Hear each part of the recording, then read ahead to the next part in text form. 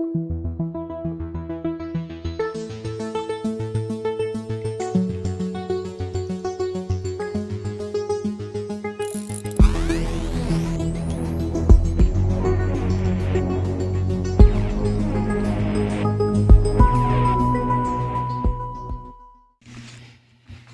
it is January 1st, 2021. I'm glad I'm still here. I'm glad you're still here. I hope you are taking pains to be cautious and careful. We are entering the most extreme phase of the Trump pandemic. It is awfully scary out there. We had talked a couple of months ago about the possibility of a variant or a mutated version of this coronavirus, this COVID-19, and apparently it's happened. I just hope you will protect yourself and take care of yourself and your loved ones. This is some serious business. It didn't have to be this way, but when you're a country without a leadership, when you're a country that has a fake leader who is a psychopath, this is what happens when you are dealing with a pandemic.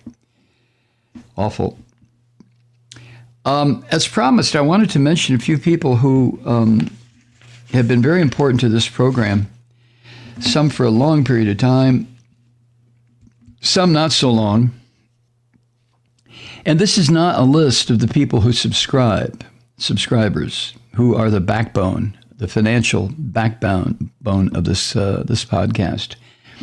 I couldn't possibly list all of our financial backers, our subscribers, and the people who have gotten on the Patreon train, so to speak. But I do want to list a few people here, mention a few people who have been very supportive of this program, especially over the last year. And by supportive, I don't necessarily mean with contributions or subscriptions or sponsorships. That is incredibly important when people do support us financially. But these are other ways also that people have supported us. So let me try this list. If you feel that you should have been on this list, once you hear this and you're not on the list, would you send me an email? I will correct it. I swear I will. But anyway, I want to start with George Vasilopoulos in Connecticut. He is our webmaster and much more than that. George was a huge help to me as I went through some real personal difficulties this year. The end of a 25-year marriage, it was very difficult indeed. And George was right there to take care of some of the transitional stuff that had to be taken care of, and I had no idea how to do it. George also is our webmaster, among many hats that he wears. He is the backbone also of Progressive Voices Network. So to George Vasilopoulos, he's Greek too, if you didn't figure that out. Janet Scapin in New Jersey, who has been a huge supporter and backer of this program over the years. It was with her assistance that I was able, for good or for ill, to write the book that I wrote. And if you haven't read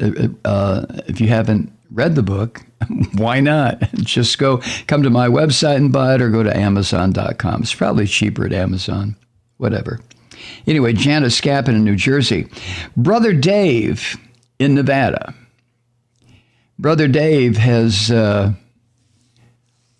been part of the background to this program for a long time.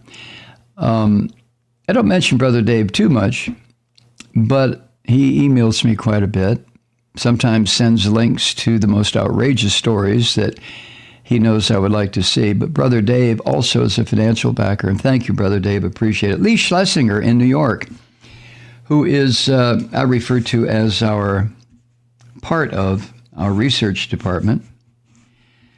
Lee corrects me on certain things that I either mispronounce or misstate or have a wrong historical reference. Thank you, Lee. Jude Morford in Washington State, who is the woman that runs Women Standing, the Peace and Justice organization. Jude is also one of those people who backs the program not just with her positive energy, but also financially. Thank you, Jude. Captain Mary in Tennessee, and the Mister Captain Mary in Tennessee, who, if I'm not mistaken, when Captain Mary first started contacting us, it was made known to me that she used to be in radio in Memphis, I believe. But Captain Mary has been there for a long, long time, and great appreciation. Bob Kincaid in West Virginia, who has his own program, Head On Radio Network, or he's changed it a couple of times. And Bob is dealing with a lot of changes right now. He has been a friend of this podcast and me personally, and Molly, for a number of years. Thank you, Bob. Kay Petrini in California, who at one time when I was designating people to be our bureau chiefs, tongue-in-cheek, or our correspondents of a certain type, Kay was our educational affairs correspondent, still is, kind of. But Kay and her husband, Jim, and her family have been ardent supporters of this program for years. Thank you, Kay. Elise Hefner in California, in Southern California. Elise first started listening to this program when we were on Air America at a station in Los Angeles, which was, I guess, about 16 years ago, wasn't it? And Elise has been an ardent supporter all these years. She remembers, I think she remembers the first time we had Molly. Oh, I know she does. The first time we had Molly on the show. I think she remembers when Molly was born. Peter Newton in London, in the UK. Peter is relatively new to participating in his way in this program. Peter emails a lot and sends me information that I definitely use. Thank you, Peter. Hernan Schulain in Argentina. Hernan is our YouTube manager. And I think he lives in Buenos Aires, right? Right, Hernan? Hernan has been involved in this program also for a number of years.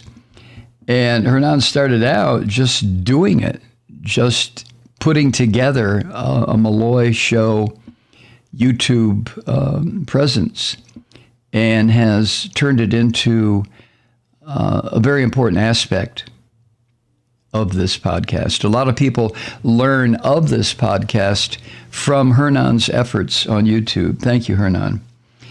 And of course, there's Bob Alexander in Canada. Bob, who has been contributing moments and screenplays and radio plays and all sorts of stuff since forever.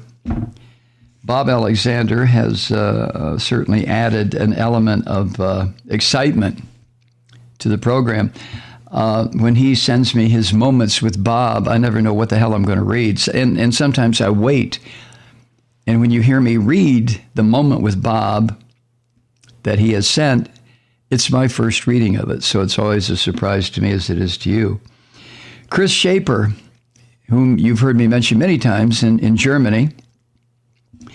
We've also met Chris a number of times. She made 2 trips to the United States from Stuttgart, Germany, just to attend a couple of our rained-out events over a 2 or 3 year period in the North Georgia mountains. It seems like every time I want to do something in the North Georgia mountains, it's going to rain like hell.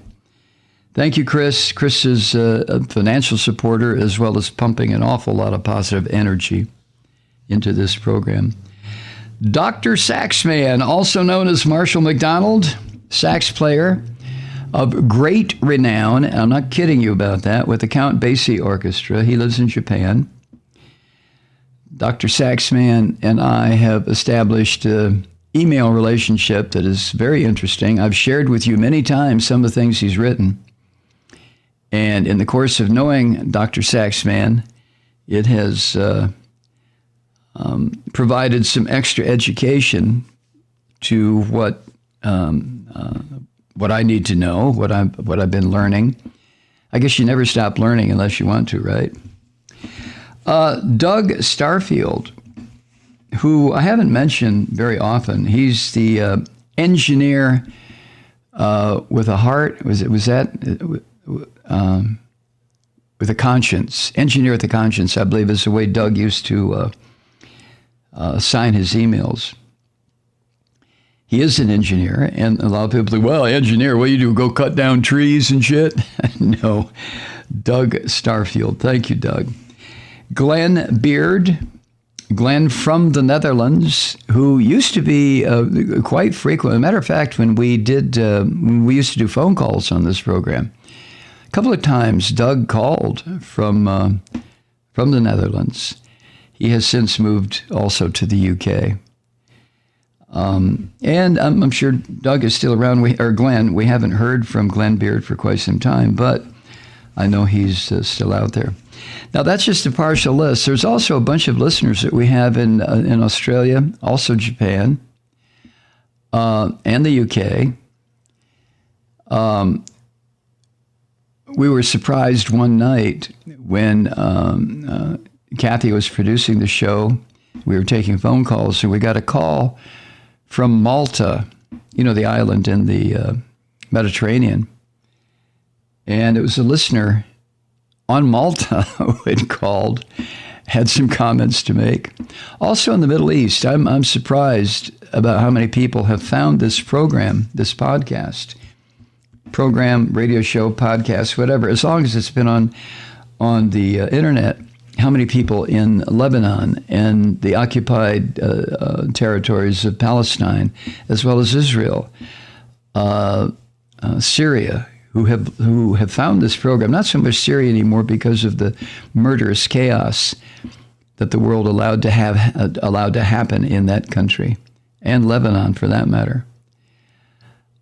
So for the listeners from the Middle East who occasionally send me an email, just one request: if you could not send your email in Arabic, I would appreciate it, or in Hebrew, I would appreciate it. Of course, I could always send the ones written in Hebrew to Lee in New York. I'm sure he could translate them, but it never fails to amaze me, the magic that, I call it magic, that's produced by the World Wide Web. It really is that, isn't it? And for someone like me who grew up with the telephones in our homes that had party lines on it, and I don't mean where you call up and say, hey, let's party, what's happening? No, I mean where 3 or 4 or 5 families would share the same phone line. For somebody like that, me, who grew up that way, the explosion of tech in the past 5 years, 10, 20, 30, 50, 60, it has just been impossible to process all of it. Just totally impossible. But to know that I can sit here in the Daniel Scapin studio in the foothills of the North Georgia mountains, where right now it's about 55 degrees out, nasty ass weather, the rain is just pouring down. I can sit here and talk in the Daniel Scapin studio, and what is being said can be picked up by anybody, any place on earth, if they have the correct internet connection or Wi-Fi or whatever. And that still just blows me away. I find all of that to be incredible. Just almost unbelievable, like magic. Who was it? Was it Einstein or somebody who said that something about the link between, or the perceived link, that some scientific advances can be seen as magic? They're not that different, right? Something like that. I have a hard time remembering who said what, when, how, and where. But anyway, it has been quite a journey, and I'm going to keep doing this. I just wanted to let folks know that this podcast is going to continue. I used to say until they pry this microphone from my cold, dead fingers. And that still holds. There is no reason not to continue. As long as we have people in this incredible worldwide web audience who listen to this program, who occasionally drop an email, and who occasionally financially support it, although that's certainly not a requirement for people to listen. God, no, there's no admission.